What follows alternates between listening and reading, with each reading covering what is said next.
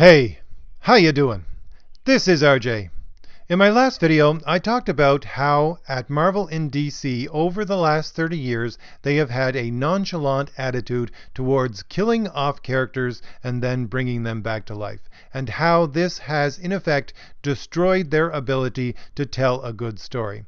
And I want to continue on with that discussion a little bit and focus on why these companies actually decided to do this, how that has changed over the years, and how certainly at Marvel right now, why they kill off characters and bring them back to life is quite insidious. So originally, I would say that what Marvel and DC were hoping to do when they began to kill off characters was the writers themselves saying that, look, I don't need to operate within the norms of storytelling. I can do something gritty and edgy. And it did work for a little bit to the expense of their storytelling, but it did work in order to generate some buzz around their characters and around their comics. But it quickly faded away.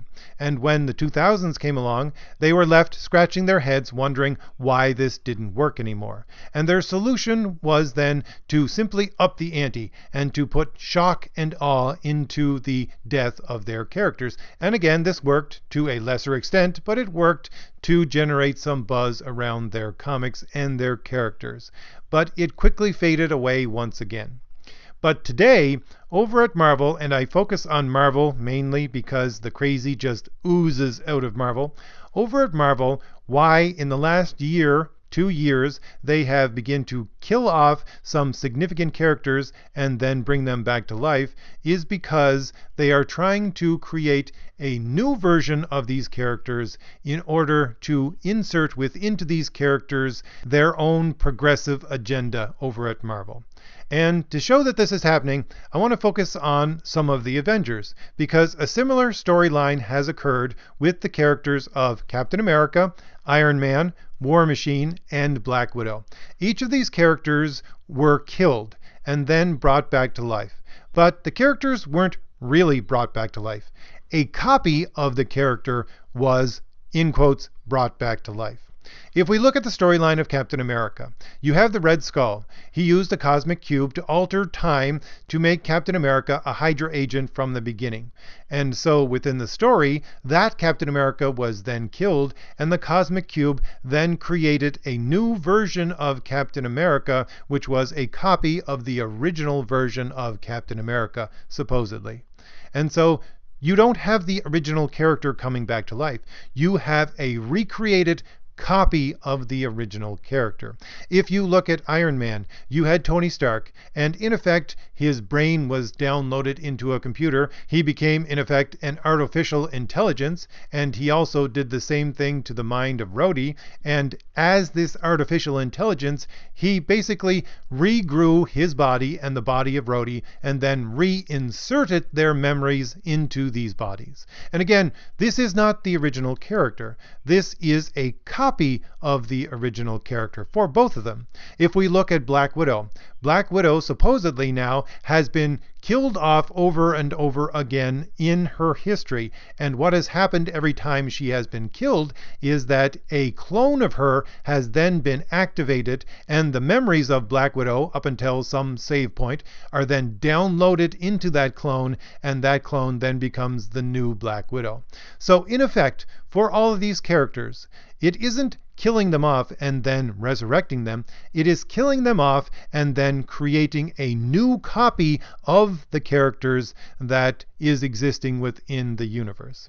Now, I'm sure anyone who thinks about this even briefly will understand that this copy of these characters isn't the original character themselves.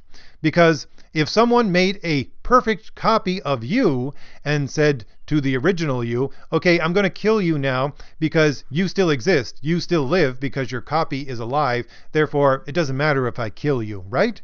No, it matters if you kill me. I am not my copy. That is a copy of me. And so it is the same with all of these characters. What you see now on the pages of Captain America, Iron Man, Black Widow is a copy of the original character. It is not the original character themselves. And the reason why I would say they are doing this, again, is to make a new character that they can shape and mold and put a progressive agenda into the character themselves. Now, I've been saying this for a while now, that over at Marvel they have pushed a progressive agenda. And I just want to give you some quotes from the people at Marvel themselves to show you that this is indeed the case.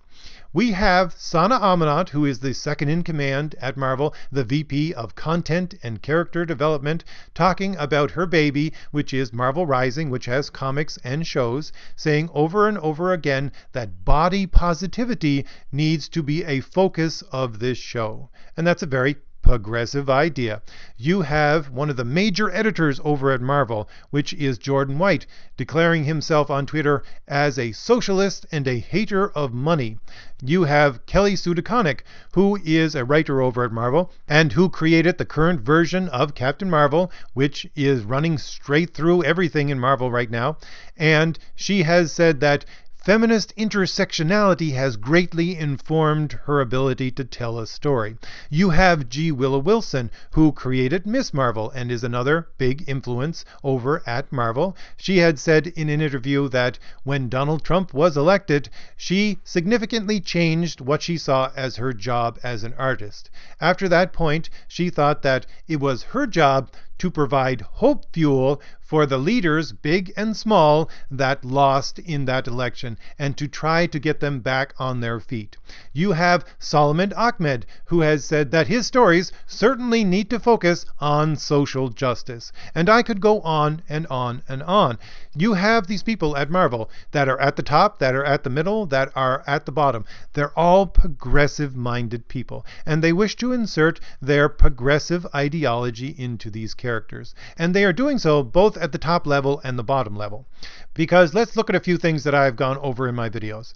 They are obviously over at Marvel trying to generate a new audience. Once again, to go back to Marvel Rising, when they created that show and comic, they did test audiences with young girls to find out what exactly they wanted before they created the whole thing, because their focus on who they want to sell this stuff to is young girls. You have Marvel declaring itself a lifestyle brand, which is a form of marketing which de-emphasizes the product itself and tries to concentrate on the lifestyle of the people who they are trying to sell to. So there is an obvious de-emphasis of the people who actually read the comic books and an emphasis on people who want to make Marvel part of their life, which I would say is a de-emphasis on the traditional comic buyer and an emphasis on new customers for Marvel.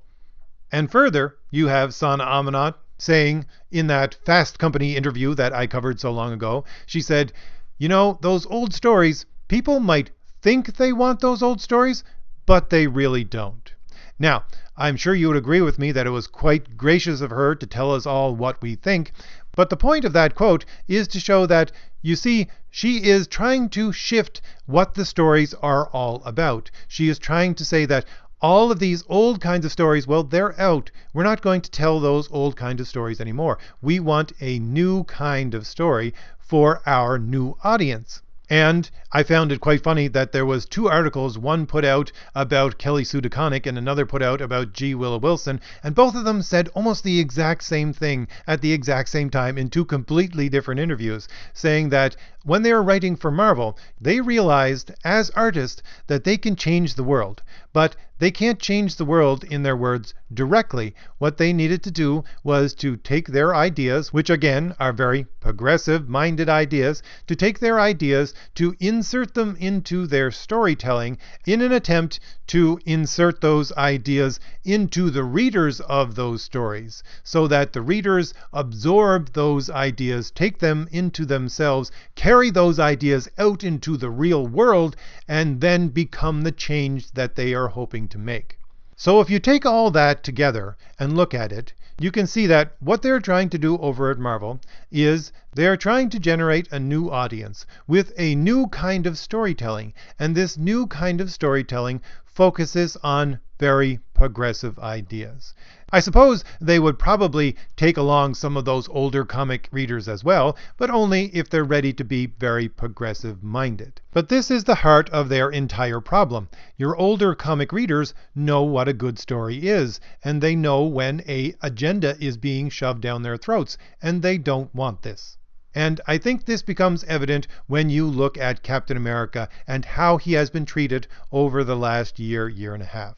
Because this is what they tried to do with Captain America. They've been desperately trying to get rid of Captain America or make him very, very progressive over the last year and a half, and there has been resistance. Now, the reason why they're trying to get rid of Captain America, obviously, I would say, is because they want Captain Marvel to be the head, to be the symbol of Marvel Comics, and they can't do that until they get rid of Captain America. But if you look at the Captain America storylines, first, they tried to take the character of Steve Rogers and turn him into a very progressive-minded person. You have storylines like the one where you had Captain America and Falcon running into a mob of people, and these people were carrying signs that looked like real-world protester signs from the Tea Party. And if you don't know what the Tea Party is, it was a very peaceful, conservative movement to protest taxes in the United States. And in the story, you have Falcon equating these people with racists. So you can see within that storyline, and a number of others before it, a clear bias against any kind of conservative principles. But the thing was that people really didn't like this, and they let Marvel know that they really didn't like this, to the extent that Marvel had to backpedal and blame the entire thing on the letterer for that issue. So Marvel quickly found out that they could not significantly change the character itself without getting a lot of flack from people. And so they decided to simply switch out the character, like they did with so many of their characters a few years ago. They decided to change Captain America into Sam Wilson, who is the Falcon, and to get rid of the old Captain America. And Sam Wilson was very progressive-minded in what he was saying. He was spouting off socialist ideas. And of course, this just rubbed everybody the wrong way, because you had Steve Rogers, and he originally became Captain America to fight the National Socialists in World War II. So again, you had your customer base just rebelling against what they were doing with this character. So it really appears to me that what they did with Captain America and these other characters was to say, look, we tried to change them into this progressive character, and it caused a big stink. We tried to switch out that old character and put a new character in it that was very progressive, and that caused a big stink. So what are we going to do? So they hit upon the happy idea of killing off the character and then creating a copy of that character. Now, such a storyline is ambiguous enough so that they can say to the older comic readers, look, this is the same character still. What you're complaining about is completely false. While at the same time, in their own minds and in the writing of these characters, they can say, this is a new character. I'm going to make him a new character, and we can start from scratch and put in a progressive mindset into all that he does. And if you look at what has been coming out of Marvel, especially the statements of Nick Spencer, who originally wrote the whole Nazi Captain America storyline, he backpedals so much and he changes his story so much about what actually happened to the character that you can clearly see that he is simply using whatever excuse he has on hand at the moment to try to downplay people complaining. That's all he's doing. And Marvel has done the same with its statements coming out about Captain America. And it has been very ambiguous in the storyline itself what has actually happened. No one really wants to talk about this. And of course, I would say the whole reason why Marvel is acting like this, why the writer is making ambiguous statements, why the storyline itself doesn't try to explain what has happened at all, is because the people at Marvel who run the company, they simply want people to stop complaining about what they are doing to their characters and making them into progressive-minded characters, and they have hit upon this idea of doing so. They kill off the old character and then create a copy that they can reshape within their own progressive image. And I think that in itself is insidious, but if you look at it even further, I would say that the people who are doing this, the people who are directing these stories and the people who are writing these stories, this is the kind of thing they want to do to their audience itself. They want to take their old audience, kill them off, and then replace them with a copy of that audience, but that copy needs to be a very progressive-minded audience. And I'm sure that if they had possession of something like a cosmic cube, they would do this to you and to me as well. So, hopefully I've given you something new to think about. If I did, hit like. Hit the shield in the lower right-hand corner of your screen to subscribe, and leave me a comment. Tell me what you think about all this. Alright, I'll see you later. Bye.